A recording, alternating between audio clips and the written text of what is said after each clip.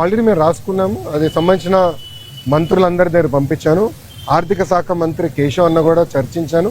దానికోసం ప్రత్యేక నిధులు కూడా ఆయన కేటాయిస్తానని నాకు హామీ ఇచ్చారు. వచ్చే బడ్జెట్లో అది ఉంటుంది. తప్పనిసరిగా ఇచ్చిన ప్రత్యామ్నాయం మేము నిలబెట్టుకున్నాం. ఎస్టిమేట్స్ అని మార్చి వరకు వస్తుంది.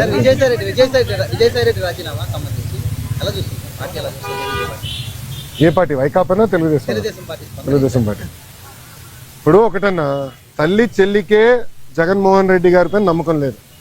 ఇంకా పార్టీలో ఉన్న నాయకులకు ఎలాంటి నమ్మకం ఉంటుంది? నేను ఎప్పటి నుంచో చెప్తున్నా, వైకాపా నాయకులు డబ్బుల కోసం పార్టీనే అమ్మేస్తాడు ఈయన అని. ఇప్పుడు అది నిజం అవుతుంది కదా. ఒక్కొక్కరు రాజీనామా చేసుకుంటూ వెళ్తున్నారు. దానికా నేను శిక్ష పడదని నేను ఎక్కడ అన్నాను తల్లి? నో ఐఎమ్ సారీ, నేను ఎక్కడన్నా శిక్ష పడదని? ఇప్పుడు లిక్కర్ కానివ్వండి, ఇప్పుడు ఒకటమ్మా 2019 నుంచి 24 వరకు మేమందరం ప్రజల్లో ఉన్నాం. పాదయాత్రలో కూడా నేను చెప్పా, ఎవరిని నేను వదిలిపెట్టాను, ఏ అధికారులు రాజకీయ నాయకులు చట్టాన్ని ఉల్లంఘించారు ఎవరిని వదిలిపెట్టాను. ఇప్పుడు దర్యాప్తు జరుగుతుంది, ఇన్వెస్టిగేషన్ జరుగుతుంది. త్వరలోనే అన్ని బయటకు వస్తే నేను భావిస్తున్నాను. So let investigation get completed అమ్మా. ఇక్కడ విజయసాయి రెడ్డి గారు ఉన్నారు, లేదంటే ఎల్లయ్య పుల్లే ఉన్నారు అనేది టైంలో ఉన్నట్టాలి కదమ్మా. సో ఇన్వెస్టిగేషన్ జరగకుండా నేను ముందరే మాడతాం కూడా కరెక్ట్ కాదు. Let investigation happen. Yes yes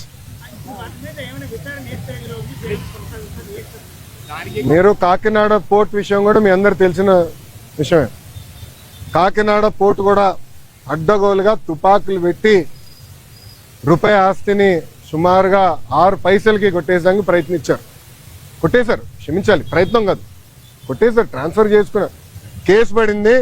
దానిపైన ఈడీ వాళ్ళు కూడా లవ్ లెటర్లు రాశారు విజయసాయి రెడ్డి గారికి. రా బిడ్డ రా అని ఇంటికి. అన్నీ బయటకు వస్తున్నాయి కదా. సిమిలర్ మ్యాషన్ దీనిపైన కూడా కంప్లైంట్లు వస్తాయి. తప్పనిసరిగా యాక్షన్ తీసుకుంటాం.